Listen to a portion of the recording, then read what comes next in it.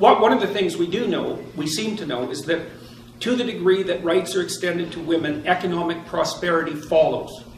So you can see worldwide that the societies that have extended the rights to women most extensively are also the societies that seem to be flourishing economically. And there does seem to be a causal relationship.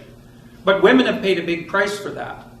So what's happened in part is, first of all, for say, women who are middle class or lower, their lives have essentially fallen apart because marriage is now restricted to the rich, which is also something to think about for those of you who think marriage is an oppressive patriarchal institution. It's like, okay, then why are only the rich people getting married? They're oppressing themselves? I don't think so. And so the women who are in the lower socioeconomic stratas are suffering madly, and so are their children. And they have terrible jobs most of the time, like jobs in retail where, you know, they're called in every day for the next day. They don't have a schedule that's set out ahead of them. They get paid very badly. They've got kids to take care of. And so they have no free time. It makes them really easy targets for useless predatory males. And it's really hard on the kids. And that's like 40% of the female population, something like that. You guys, you know, well, I don't know about all of you, but you're in university. You're part of the privileged cognitive elite, you know. So these sorts of things don't really touch you the same way they touch other people. And so women are much unhappier, if you look at national polls, than they were, say, in the late 1950s and early 1960s. And I think that's partly because freedom and happiness, those are not the same thing. They're not even close. And, you know, I see young women all the time struggling to figure out what to do with their lives because they have no idea how to have a job/career and a family. So, and there's no answer to that. It's a really difficult problem. You know, and there's all sorts of ideas, like I did a lot of consulting for law firms for a long time, about a decade, and I had a lot of clients who were extremely high-functioning female lawyers, younger ones, trying to figure out how to balance their career with their desire to have a life. And, you know, you hear all the time about women being denied access to positions of power, and that's the consequence of prejudice and oppression. It's like, yeah, everything is caused by the same thing first, right? You have got one causal principle, wonderful, now you're a philosopher. You can figure out everything with it. It's like the law firms cannot keep their women in their 30s. They cannot keep them, the big law firms. They all leave. Why? Because the women hit 30, they're brilliant, conscientious, intelligent, they were deadly in high school, deadly in university, they nailed law school, they whipped through their articling, they made partner by the time they were 30. It was like they're in a rocket to the top position. What do they find when they get there? 80-hour work weeks, right? Because that's one of the things you want to think about. You know, you think that the people who run things are sitting at home smoking big cigars and like telling their minions what to do. It's like that's like the 1920s millionaire that's on the cover of the Monopoly game. That's no sociological analysis. I know lots of people like that, and they work all the time, from the second they wake up till the second they go to sleep. And they don't just casually work. You know, because I know some of you go to the library for 6 hours and you say, well, I studied in the library for 6 hours. Like, no, you didn't. You studied for half an hour. You had coffee and you looked through Facebook and, you know, you went home and you said, well, I studied for 6 hours and you're happy about it. But you know bloody well you didn't. Partly because you can't. You know, I can only read for about 3.5 hours till I'm done. And I'm pretty good at it.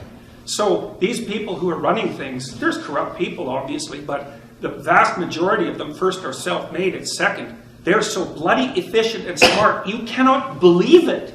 And they work 80 hours a week. And most of them happen to be men. And why is that? Because there are a small number of insane men who will do nothing but work 80 hours a week. And no matter where you put them, if you put them in the middle of a forest with an axe, all they would do is run around chopping down trees. So the issue isn't why aren't there more women in positions of power? It's why are there any men insane enough ever to occupy those positions? You know, because we also know, and the data on this is very clear, what's the relationship between money and well-being? Once you have enough money to keep the bill collectors from your door, so once you have enough money to stave off misery, which is sort of lower middle class, something like that in our society, maybe a little lower than that, extra money does not help you. It does not improve your life. So why bother with it? Well, that's what the women in the law firms think. It's like most of them, by the time they're in their 30s, are married, almost all of them are married to men who make as much money or more than they do, because that's what women go for cross-culturally, 4 to 5 years older, equal or higher in the socioeconomic status.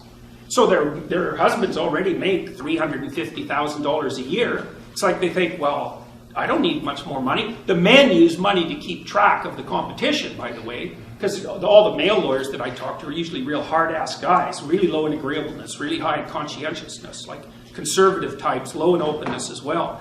And they want to win. And the reason they care about their damn bonus at the end of the year isn't even so much because of the money, it's because they got a much bigger bonus than the other sitting beside them, and they're happy about that. So there's a real brass knuckles competition that drives these sorts of things. But we get things backwards so often in psychology and in sociology. It's like not why there aren't more women in positions of power, it's why do any men want those positions? You just have no idea the amount of responsibility that comes along with that. You just imagine for a minute trying to run $1 billion corporation. You can't even bloody well balance your checkbook, and there's dust bunnies underneath your bed. How in the world would you ever run $1 billion corporation? Those things are complicated. And you have enemies, and they're trying to take you out all the time. So anyway, so back to these women. You know, what they do when they're 30 is they look around, and they've hit partners, so they've hit the pinnacle of their profession. They think, what the hell am I doing this for? Why would anyone in their right mind want to be woken up at 3 in the morning Sunday by their irate Japanese client who wants them to work for the next 5 hours non-stop to fix this damn problem, which is going to cost them $100 million right now? Or we'll find someone else to pay $750 an hour to fix it right now.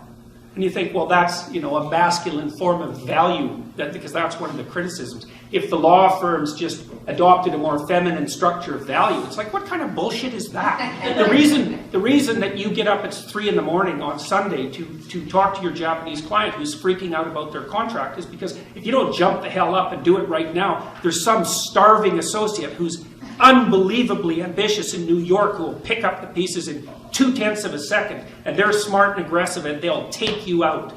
So it has nothing to do with masculine structures of value. It's all the foolish ideas. And you know, it's not just law where this happens. You know, we know, for example, that female doctors work far fewer hours too. So the more female doctors you have, the more doctors you have to have. And I'm not complaining about women's priorities. I'm not saying the women are wrong. Not at all. It's like the older I get, the more I understand that marriage and family are of primary importance. And the more I see women in particular, you know, they hit 35 or 40 and they're not married and they don't have kids and they are not happy. Because what the hell are you going to do from the time you're 40 till the time you're 80? You got no family? You got no relationships? What are you going to do? Go run your company. Yeah, well, if you're 1 in 1,000, that'll satisfy you. So you bloody well better make sure you're that 1 in 1,000, and you're probably not, because those people are rare. So then, because Dr. Peterson, one of the natural responses to what you just said would be, okay, well, the priorities are, it's a rigged game because only women are the ones who are able to procreate. So what do we answer to that? Of course it's a rigged game. Obviously it's a rigged game. Women have complicated lives, and the pill has made them more complicated. Well, that's not, I wouldn't say that exactly, because life was very, very, very, very, very hard before we got rich. And we're rich. Even those of you who are in this class who think you're poor, it's like, oh, no you're not. You're in the top 1/10 of 1% by historical standards, and probably there by current world standards as well. So yeah, women have it rough, obviously. Now, there's other things to consider. You do live 8 years longer. So that's not trivial. Testosterone kills men. That's basically why men die earlier. You know, and men are much more likely to be killed in dangerous jobs. They do almost all the dangerous jobs. They do almost all the outside work. And there's lots of reasons that men get paid more than women that have nothing to do with prejudice. It's because they take awful, horrible jobs, like working in the oil rigs in northern Alberta when it's bloody 40 below, and come out of that after 5 years with 2 or 3 fingers missing and all warped up. Because, so yeah, I mean, each gender, each sex has its own unfairness to deal with, but to think of that as a consequence of the social structure, it's like, come on, really? What about nature itself? And this is something that seems to be completely invisible on the left side of the political spectrum. It's like, of course you're bloody oppressed and your life is full of suffering, obviously. But to think about that as a direct consequence of unjust social structures is just moronic.